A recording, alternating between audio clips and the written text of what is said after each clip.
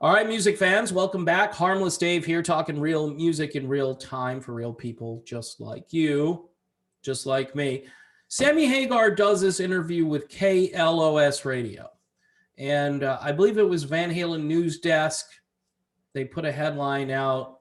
Sammy Hagar says, Eddie Van Halen, most humble guy ever, most humble rock star, however they phrased it. But basically, their headline is that Sammy thought Eddie was the most humble guy he ever met, like rock star guitar player.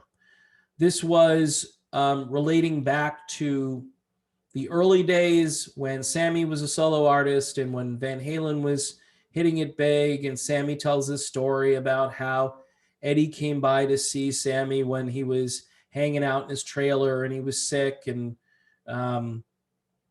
Ed basically came in to praise the first Montrose album and so forth, and seemed like a regular humble guy, and that's the way Eddie was. But there was this big sort of inconvenient problem that happened when Sammy left Van Halen, sorry, Freudian slip.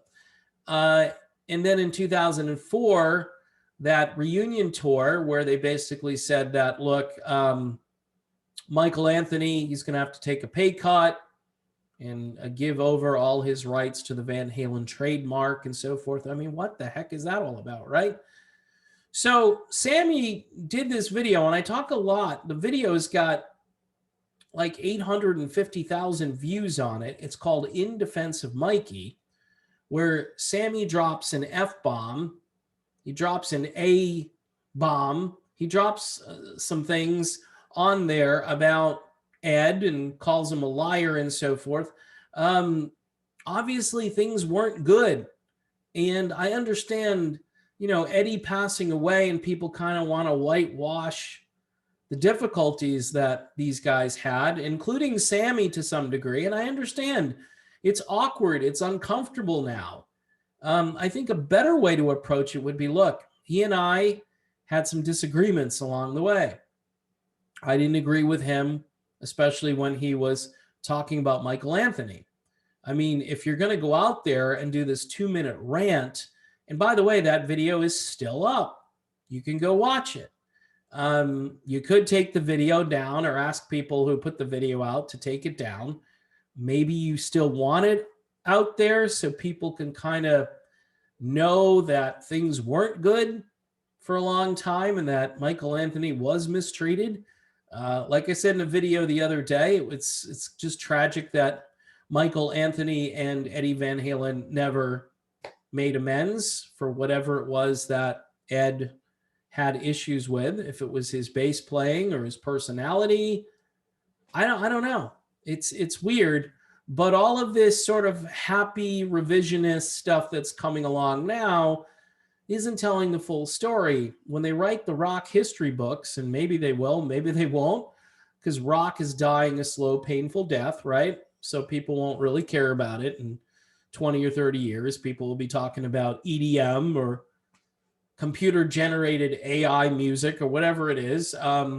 But the point of all this is just to say, balance is important.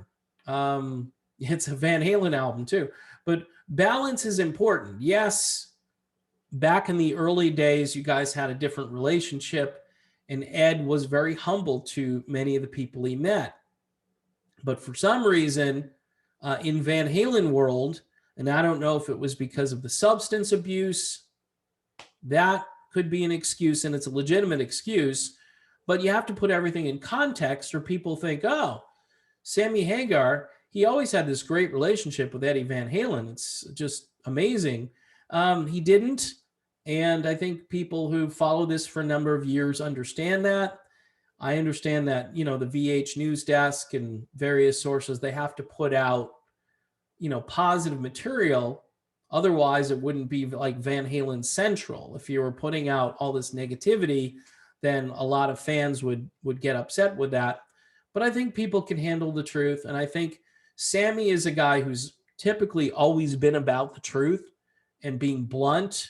And I think, I understand from a moving forward perspective, if Sammy does want to have a say in what happens with the Van Halen brand in the future, which I don't think right now he has any say, but maybe someday he might, who knows?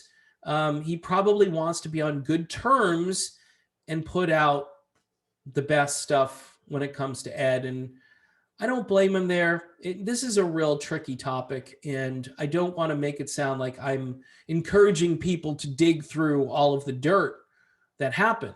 But there was a ton of dirt for a while. That's all people were reporting on, was this feud between the Van Halen brothers and Sammy Hagar and Michael Anthony.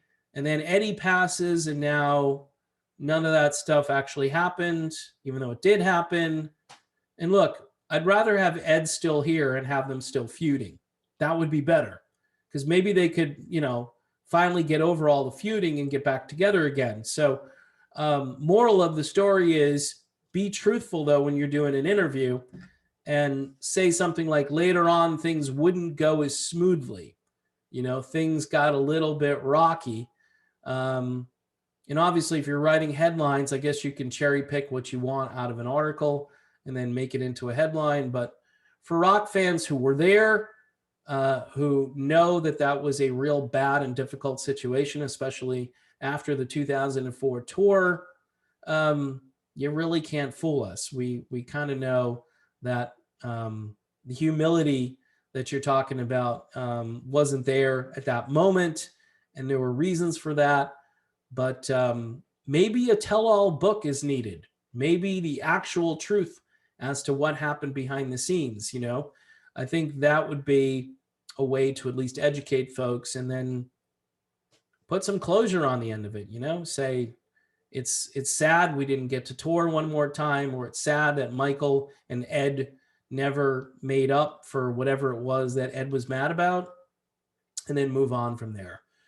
So anyway, just some random thoughts about the Van Halen legacy and how all these different things happened. And yeah, bottom line is, I've changed views on a number of topics on this channel, and I understand when you get more information or you see it from a different perspective, you can change your mind about something, and it takes that takes guts to change your mind and stick to it and say you were sorry, which I try to do when I'm wrong. So in any event, thanks for watching. Don't forget about Patreon, and I will see you soon. Oh yeah, and don't forget to subscribe too. That's kind of important too.